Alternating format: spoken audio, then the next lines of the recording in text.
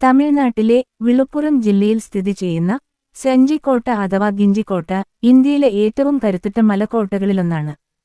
ഈ കോട്ടയുടെ അസാധാരണമായ പ്രതിരോധ സംവിധാനങ്ങൾ കാരണം കിഴക്കിന്റെ ട്രോയ് എന്നാണ് ബ്രിട്ടീഷുകാർ ഇതിനെ വിശേഷിപ്പിച്ചത്.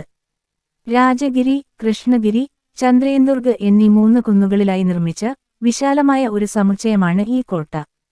കിലോമീറ്ററുകൾ നീളമുള്ള കോട്ട മതിലുകളും ആഴമേറിയ കിടങ്ങുകളും മലകളുടെ സ്വാഭാവിക സംരക്ഷണവും ചേർന്നതിനാൽ ഈ കോട്ട കീഴടക്കുക എന്നത് അതീവ ദുഷ്കരമായിരുന്നു.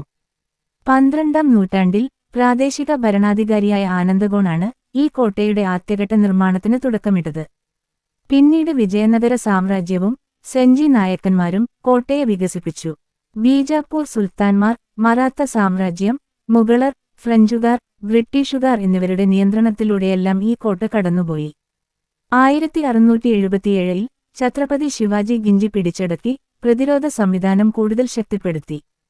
ദീർഘകാല ഉപരോധത്തെ അതിജീവിക്കാൻ ആവശ്യമായ വെള്ളവും ഭക്ഷണവും സംഭരിക്കാൻ കഴിയുന്ന രീതിയിലായിരുന്നു കോട്ടയുടെ രൂപകൽപ്പന. പിൽക്കാലത്ത് 8 വർഷത്തോളം മറാത്ത സാമ്രാജ്യത്തിന്റെ തലസ്ഥാനമായി ഗിഞ്ചി പ്രവർത്തിച്ചു. മുഗൾ സേന വർഷങ്ങളോളം ഈ കോട്ട ഉപരോധിച്ചിരുന്നു. കോട്ടയിലെ 7 നിലകളുള്ള കല്യാണ മഹൽ, ധാന്യപ്പുരകൾ, വെങ്കടരമണ സ്വാമി ക്ഷേത്രം, സാദത്തുള്ള ഖാൻ പള്ളി, ജലസംഭരണികൾ തുടങ്ങിയവയെല്ലാം അക്കാലത്തെ സൈനിക എഞ്ചിനീയറിംഗിന്റെയും വാസ്തുവിദ്യയുടെയും മികവ് തെളിയിക്കുന്നു.